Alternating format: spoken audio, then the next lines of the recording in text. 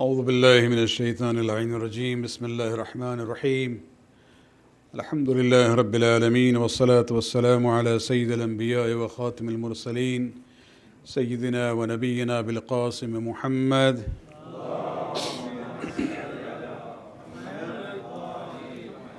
وعلى أهل بيته الطيبين الطاهرين المعصومين واللعنة الدائمة الباقية لأعدائهم من الآن إلى قيام يوم الدين. أما بعد, brothers and sisters in Iman, Assalamu alaikum wa rahmatullah. We have been looking at Suratu l-Insan, but before we continue with the remaining ayat of that surah, I just want to go back to a couple of issues from last two nights. Last night we talked about the example of, we ended with the example of Fizza, the maid of Bibi Fatima Zahra, salawatullah alayha. And we talked about the importance of, being close to the Ahlul Bayt and the barakat and the blessing that one can get, especially when it is proximity in the real sense, where Fizza came into the house of Fatima Zahra as a maid to work, not for schooling or anything like that. But she emerged as a person who, in the last 20 years of her life, was talking to people through the Quran. Whatever they ask, whenever conversation she wants to have, she had the ability, not only that she memorized the Quran, but she knew, the ayat of Quran, how to respond to the questions or the discussion. And this is where we have to realize, sometimes people ask this question, oh, your Quran says it has everything in it. Once I heard on a YouTube conversation, the fellow was saying, oh, is this table in the Quran or not? Well, Quran is not IKEA's catalog book. You don't look for that in that sense. But if you really, get close to the Ahlul Bayt in the Quran, you find your answers in it. Especially there are many things which are there, might not be itemized as such, but everything which exists has somehow been mentioned in the Quran, either specifically or in the larger, category. When, for example, Quran says, Allah subhanahu wa ta'ala says, I have created good things for you, tayyibat, pure things for you, which covers everything. You don't need to have a long list of, particular items as far as the food are concerned. So when he talks about, the animals that he has created for us, that we use in different ways, we use the hide for our clothing and, for our carpets and things like that, or we use the meat for our food, or we use some of the animals as means of transportation. Of course, now the modes have changed. But this is where we see that, the example of Fizza makes us realize that if you are in touch with the Quran, Quran will talk to you. And this is where you had to be, close to the Ahlul Bayt. And the point I ended with was the issue of comparing the two opposite versions of Islam these days in the world. One is the Talibani version, where women are discouraged, the girls are discouraged from education, seeking education, whereas the version of Ahlul Bayt is completely opposite. And I talked about the example of Bibi Zainab. I want to share with you something more in that context, that sometimes we don't know much about the family life of the Ahlul Bayt because of the issues of hijab and privacy and things like that. But there are certain incidents which become like a window into how they live their lives. When you look at the ceremony of Bibi Zainab, for example, that shows that, okay, we never heard of her before. In certain circles of women in Kufa during the Khilafat of Amir al-Mu'mineen, yes, they heard her. But otherwise, especially the men, didn't hear her at all. But then the event of Karbala happened, and her, sermon in Kufa and Sham became a public event, and they basically everybody knows about it. That gives us an idea that when it comes to the issue of pursuit of knowledge, love of knowledge, sharing knowledge was a living tradition even among the women of the Ahlul Bayt. One example I want to give you, when we talk about hadith, hadith consists of two parts. One is known as matan and the other is known as sanad. Matan of hadith means the actual wordings of the Prophet or the Imam. And the sanad means the chain of narrators. For example, Shaykh Kulaini is the one who compiled Usul Kafi. So all the narrations that he has, it starts with him. I heard from so and so, who heard from so and so. And it goes on until he comes to the Imam or the Prophet, and then he gives us the hadith. And it is this chain of narration where the scholars scrutinize, study. They even go into the biography of the narrators and companions of the Imam. That's where they come to realize, okay, this hadith is authentic, sound, or weak. And then they would accept the hadith or they would reject the hadith. And so this issue of sanad, I just want to give you one example which actually comes from a Sunni source. Among those who were Sufi kind, still respected the Ahlul Bayt, there is actually a hadith coming from Rasulullah which is common among us and even among Sunnis. But this particular version of that hadith has a sanad which is very unusual.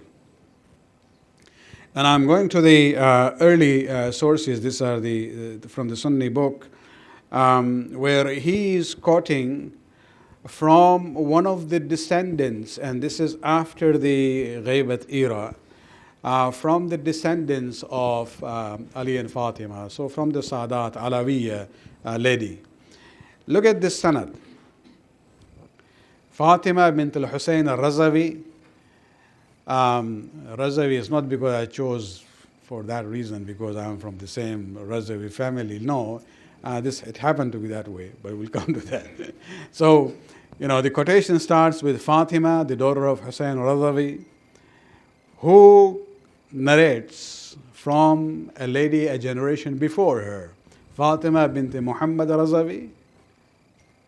What happened? Okay. And Fatima bint Ibrahim al-Razavi, who again, this is going one generation back, who quotes from a lady in their own family, Fatima bint al-Hasan al-Razavi, who quotes from Fatima bint Muhammad al-Musawi, who quotes from Fatima bint Abdullah al-Alawi, who quotes from Fatima bint Hasan al-Husayni, who quotes from Fatima bint Abi Hashim al-Husayni, who quotes from Fatima bint Muhammad bin Ahmad bin Musa. Now we are getting close to the Imams here. And who quotes that from Fatima bint Ahmad bin Musa, a generation before, who is quoting from Fatima bint Musa Mubarraqa.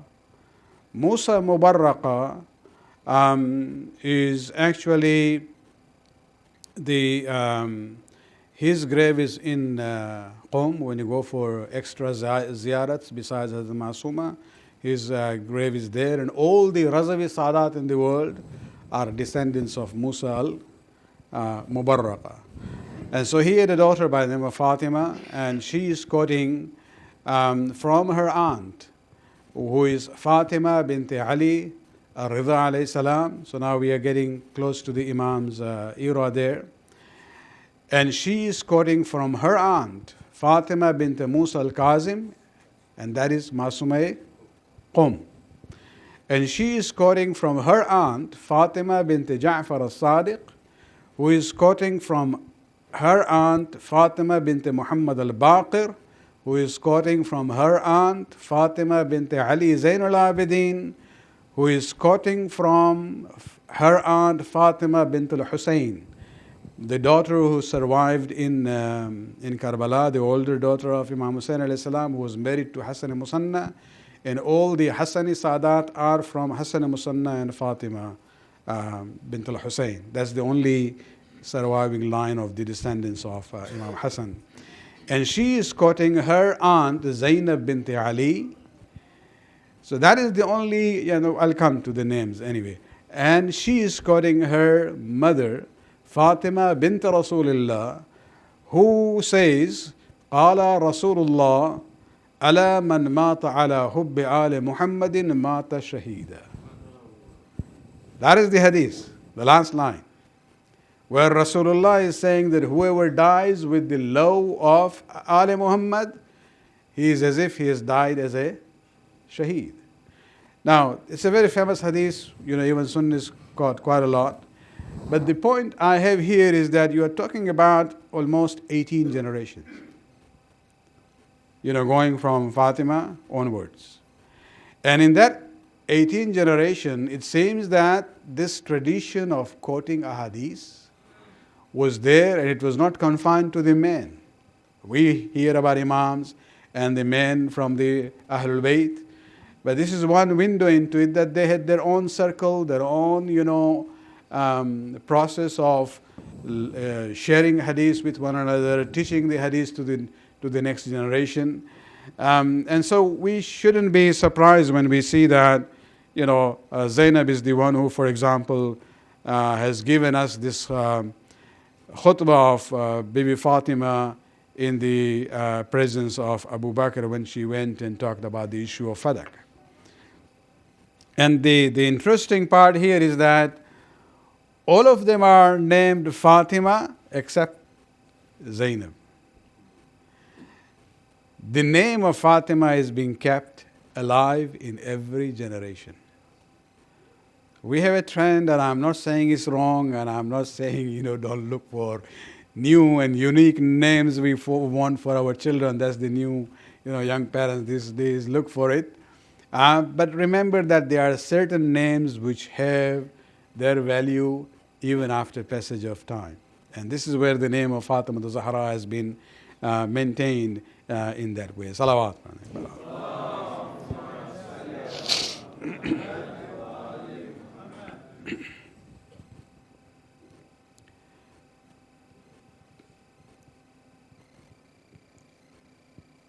In the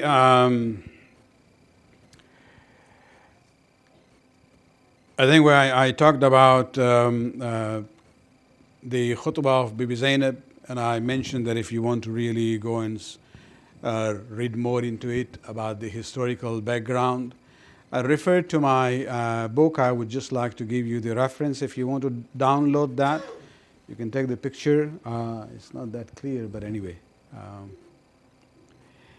The first one is for the English version of it, and the second one is the Urdu version. Actually, I first wrote it in Urdu. There was a special magazine in India. They wanted to have a collection of articles on this issue. That asked me to be part of it. And then later on, I wrote it in English also, which talks about the historical background of the khutbah. You can download that in whatever language you prefer. Also, when in the Wednesday night Majlis, I talked about the booklet I have on the issue of polygamy in Islam and the marriages of the Prophet, where I talked about the age of Bibi Khadija. And that can be downloaded, actually, that booklet from al-Islam, al-islam.org. This is one of the biggest English website of the Shia sources. And there, maybe if you just write polygamy and then type my name, you will get that booklet. And there I, mention the Sunni sources who actually talk about the age of Bibi Khadija at the time of the marriage of the Prophet. She was 28 years old or 25. According to one version from Sunnis, it is 22 years. Although we went with the more kind of confirmed date, age was 28 years old. So not 40 years that we hear quite a lot. On the other side, and this is how history has played against the Ahlul Bayt. When we talk about the issue of the age of Aisha, the wife of the Prophet, and normally the Western media these days use this quite a lot as a way of attacking Islam and saying Islam, promotes child marriage and things like that. Because they use this example that Aisha was 9 years old when she was married to the Prophet. And this is where, even there, and I'm again going back to his Sunni sources, this number 9 is not really a factual number there. If you look at Tabari, the famous historian of the Muslims, and he's not a Shia, he in his book basically when he talks about the first Khalifa and the birth of his own of his children from his first two wives, he says very clearly that all the children of the first two wives of Abu Bakr were born before Islam started. This is before the Bayt of Islam. And if you go with that counting, Aisha's age at the time of the marriage to the Prophet would be 15 or 16, which is not that, it wouldn't be that unusual even from the Western standard. But if you go to Ibn Kathir, another Sunni historian by the name of Ibn Kathir, in his An-Nihaya wal-Bidaya, he actually talks about the older sister of Aisha by the name of Asma bint Abi Bakr. And while talking about her, he says that she died in the year 73 after Hijrah at the age of 100. She lived for 100 years. And then he said that Aisha was only 10 years younger than her sister Asma. If you go by that calculation, you get the age of Aisha to be 18 or 19 at the time of the marriage to the Prophet. And so this is how, history has played, increased the age of Khadija on one hand and brought down the age of Aisha on the other hand. This is all, historians at the service of the rulers of the time. One more point before we go on. The night before yesterday, we talked about the charities of Amir al-Mu'minin, Sadaqatu Ali. And I mentioned that, even between Yambu and Medina, there were barren areas where Amir al-Mu'minin had actually dug water wells and made that barren area, good for cultivation of palm trees. And I said even in this suburb of Medina, Amir al-Mu'minin had done that.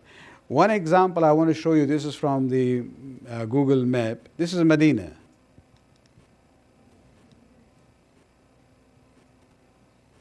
This is the Masjid al-Nabi. Masjid al-Quba is here. If you look at the outskirts there, can you read that? Abiyar Ali. Abiyar is plural of Ba'r. Ba'r means water wells. So that neighborhood actually is known even now by the city there as Abiyar Ali.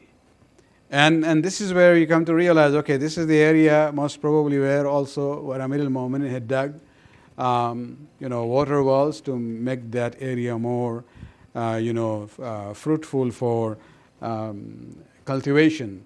And so, when we talk about even the place I mentioned near Yambu, and these were the palm orchards that Amir al-Mu'minin in many cases made it into waqf. You see, waqf is of two types. There is some which are general waqf, and there were some properties that Amir al-Mu'minin actually made it waqf al-awlad. What it means is that it cannot be then inherited or sold. Rather, the inheritors, the heirs, will be the custodians of those properties, and they will act according to the terms written by the person who had made the waqf. Waqf al-awlad is not for general. So, for example, there would be a statement where Ali will say, I'm making this a waqf with the condition that my children Hassan and Hussein and then others. If Hassan and Hussein are not there, there is actually a will in Nahjul Balagh also with that theme. And then others in that generation, they will be the custodian, they will manage it, they will use a portion of it for their own need. And the rest they will give away for charity for the Muslims. And so it was conditional to that. And these properties basically continued till the early days of Banu Abbas. Because in serving all those properties and the whole theme of Sadaqat Ali, I had come even to an incident during the days of the Banu Abbas, during early days, where there was a dispute between one of the descendants of Imam Hassan and a descendant of Imam Hussein about who will be the custodian of that property. It means that the property survived all the way to the early days of Banu Abbas. This also answers the question sometimes we hear people say, after Amir al-Mu'mineen, what were the source of income of Hassan and Hussein? How did they live their lives? Well, remember, Amir al-Mu'mineen had worked hard. He had worked hard enough to leave things for his own children to manage, to take care of themselves, as well as give in charity. Salawat.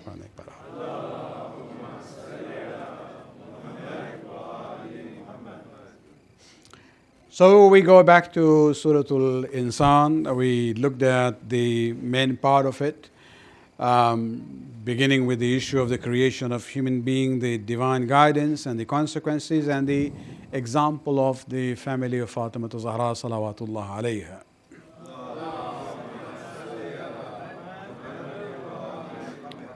Again on this issue also, whether these ayat and this surah or this section of this surah was revealed in the praise of Ahlul Bayt or not, there are some anti-Ahlul Bayt writers who anything which talks about the excellence or fazilat of Ahlul Bayt, they will say, oh no, this is all fabrication of the Shias.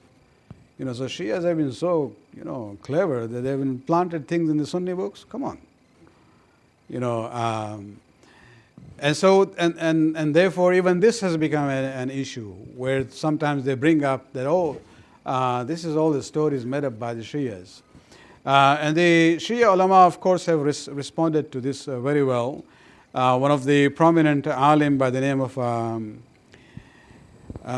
Sheikh Abdul Hussein Al-Amini has a book on Ghadir actually, but he has covered many other issues in volume 3 of that book, which is published in 11 volumes. Unfortunately, the plan was to publish 20 volumes. The rest were not ready when he died in 72.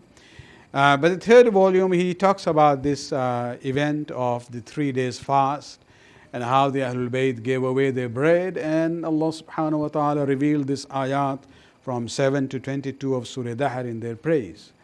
And he actually gives the quotation century-wise, in a chronological order, 34 references of the prominent Sunni scholars. I'm just giving you some, a sample of the names here. Abu Ja'far al-Iskafi, Ibn Jarir Tabari, the famous historian and mufassir of Quran. Hakim Naishapuri is a very prominent scholar of hadith. Al-Tha'labi has his own tafsir by the name of Al-Kashf wal-Bayan, where he talks about this story.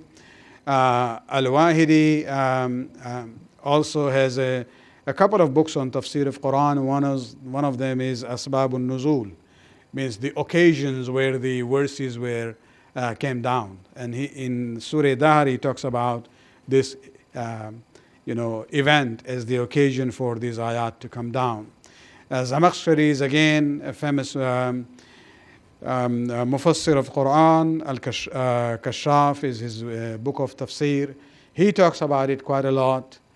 Fakhruddin Razi, a very prominent mufassir, very extensive book on tafsir, about 15 volumes, the old size, bulky volumes.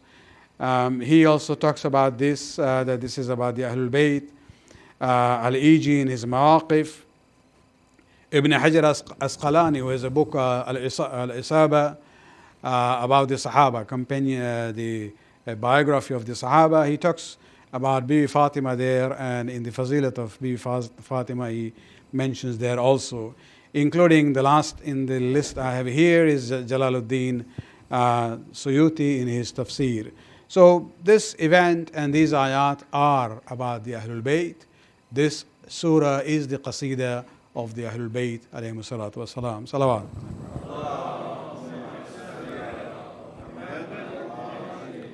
So we now move on to the last passage of this surah, which is divided into two parts. We'll deal with it, go through it one part tonight and next tomorrow, and that will be the conclusion of our tafsir.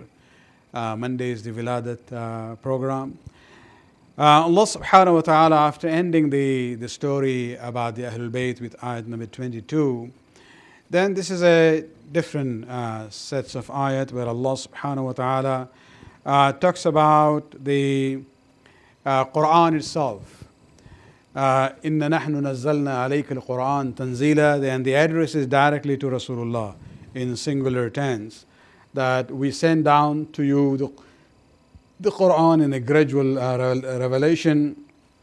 So submit patiently to your Lord's judgment and do not obey any sinner or ungrateful among them. And remember your Lord's name morning and the evening, and worship Him for a portion of the night and glorify Him the night long. Now, when we look at the first ayat there, basically Allah subhanahu wa ta'ala began the surah with the issue of the guidance that He is going to provide to the human beings.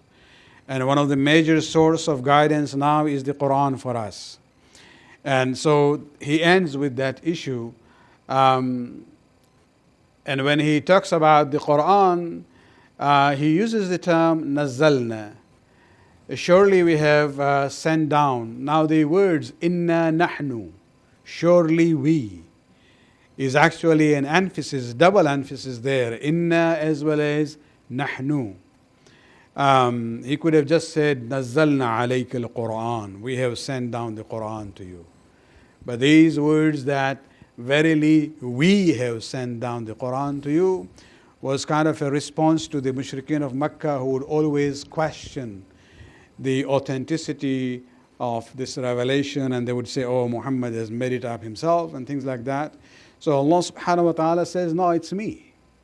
Of course, here nahnu is not used in the plural sense because there's more than one God. No, this is Arabic language. You know, the majestic way of talking. You know, the king doesn't say I, he says we said this, although he is only one. And so that is the style even Allah subhanahu wa ta'ala uses. And the word nazzalna comes from tanzil. Tanzil basically is the gradual revelation, which started on the day of 28th of Rajab in the cave of Hira in the 40th year of Amul Fil, and continued till the few days before the wafat of the Prophet. So we are talking about 22 years and few months. Whereas another term, inzal. Inzal is the revelation of the Quran in complete form at one time. So there is a difference between tanzil and inzal. We had talked about it before. Like for example, in Laylatul Qadr, what does Allah say? Inna anzalna. Here He says nazzalna. Nazzalna refers to the gradual revelation of the Quran. Anzalna refers to the complete revelation of the Quran at one time on the heart of the Prophet in Laylatul Qadr. So these are the two different terms used. Now, you know, following the Quran, promoting the Quran for the Prophet himself and for those who are followers of the Prophet, it's not going to be easy. And this is where Allah subhanahu wa ta'ala gives actually 6 commandments here. Primarily addressing the Prophet in a singular form, but the message also is for us. on a secondary level. The very first thing is fasbir, maintain patience, لِحُكْمِ رَبِّكَ, regarding the commandments of Allah, which have been revealed in the Quran. It's not going to be easy, and you will have to have patience and sabr in following it. And then he says, وَلَا تُطِعْ مِنْهُمْ, among those who are the opponents, the enemies, those who are against you, do not follow among them. And he singles out two qualities. Do not follow the athiman, from ithm, sinners, gunahgar, aw kafura, or those who are ungrateful. Now you know what is the meaning of kafur. It's somebody who is ungrateful by ignoring the guidance from Allah subhanahu wa ta'ala. And this is where we come to realize that, Rasulullah would not do that, but this is just to emphasize the point. And there are many ayat where Allah subhanahu wa ta'ala says, don't, to the Prophet, do not obey a sinner. And this is where we come to this whole issue of infallibility. If Allah subhanahu wa ta'ala is saying do not obey sinners, on the other hand he says, Ya ayyuhalladhina amanu ati'u Allah wa ati'u Rasul. Obey the Rasul unconditionally. It means Rasulullah can never be among the sinners. You don't really have to go that much far away. It's very simple. All those ayat where he says, don't obey such people, and the list and the category there. And then you see the ayat where he says, obey me and obey the Rasul. And there the command is unconditional. So Rasul cannot be from the category of those people whose obedience has been forbidden. And so here, it's again emphasizing that point more for us, I think, indirectly, that don't be among the followers of those who are sinners themselves or who are ungrateful. Because they will tempt you, and this is what we see even in Mecca. When it came to the Prophet of Islam, there was an attempt to bribe him, and then when they realized it didn't work, this is where they went to the escalation of the problems, boycott, and then the plan to assassinate him. Further on, Allah subhanahu wa ta'ala then says that in order to maintain on this path of following the Quran, again, the address is to the Prophet, but also we are also included by extension, that in order to maintain your steadfastness on this path, remember, وَاذْكُرْ إِسْمَ رَبِّكَ بُكْرَةً وَأَصِيلًا. Remember the name of your Lord in the mornings and the evenings. For us, Islam and religion is not a part-time issue or a hobby. You go maybe once a week to the church, or only at the time of baptism where you didn't have a choice, your parents took you, or you went by your choice at the time of marriage, and then you will be taken at the time of funeral. No.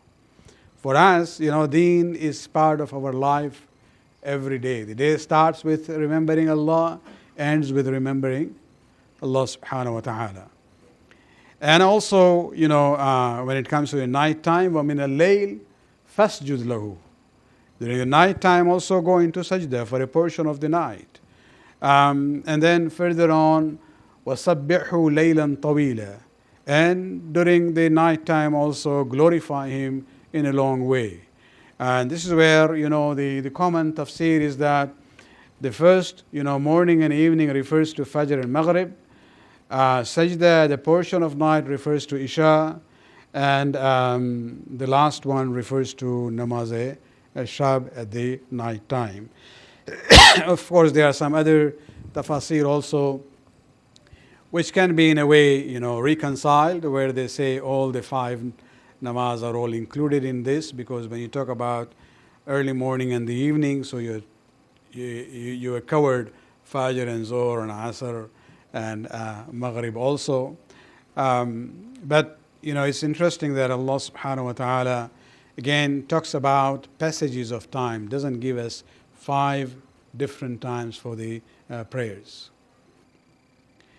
We will conclude here. I think we have about 2-3 minutes. Any questions? Tomorrow we'll deal with the issue of namaz, the Qaza Umri that I was asked to talk about. What is the shortest way of doing the namaz? The Qaza namaz, not the normal namaz. So, inshallah, tomorrow we'll look at it. It's kind of surprising after understanding the Quran and our brothers. Don't they understand what we are going through the same thing, and why do they still deny the Ahlul Bayt? Well, it's a long story. Why do the people, they read the Quran, they have all these sources, tafsir and things like that, talk about those ayat about the Ahlul Bayt. Still, why don't they follow the Ahlul Bayt? It's $1 million question. I can't answer in 2 minutes, but there are so many different barriers. Sometimes it is family ties, relationship, environment, and things are fed in a way. For example, those who don't believe in the Ahlul Bayt, they don't believe. I'm even more surprised when I look at the people like those who talk about the Ahlul Bayt in their books. They are actually in deeper trouble than the others. I'm even more surprised when I look at the Sunni Sufis. And I'm not questioning their genuine feelings towards the Ahlul Bayt. They say we love the Ahlul Bayt. But the difficulty I have is I say, okay, you look at the theology that you follow, it's not of Ahlul Bayt. You look at the fiqh, you're following Abu Hanifa, for example. You don't follow the Ahlul Bayt. Look at the ahadith that you quote and you promote and you teach. They are nothing from Ahlul Bayt. So yet you say, we love the Ahlul Bayt. On a spiritual level, they are our first masters. And I always go back to this example of Canada. In Canada, if you go to any government office, everywhere you will see the Queen's picture is there. Our bills, currency bills, has her picture there. Our coins are her picture there. But what is the impact of Queen on Canada? Who makes the decision? Who runs the show?